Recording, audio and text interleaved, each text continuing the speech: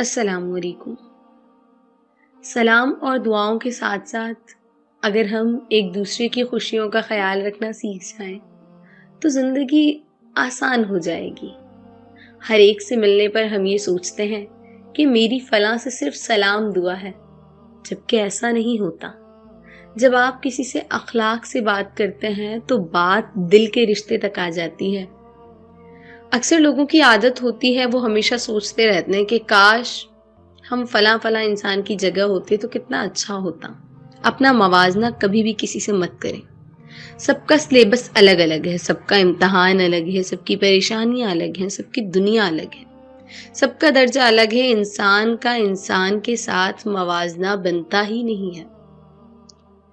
نیک لوگوں کی صحبت سے ہمیشہ بھلائی ملتی ہے، کیونکہ ہوا پھولوں سے گزرتی ہے تو وہ بھی خوشبودار ہو جاتی ہے۔ پتہ ہے دل کس لیے بنا ہے؟ صرف اللہ کی محبت کے لیے۔ اگر کسی اور محبت کو اس کے اوپر رکھو گے تو توڑ دیے جاؤ گے۔ صبر کرنا سیکھ لیں، اللہ سب جانتا ہے۔ وہ جانتا ہے کہ آپ کب کن دقتوں سے گزر رہے ہیں۔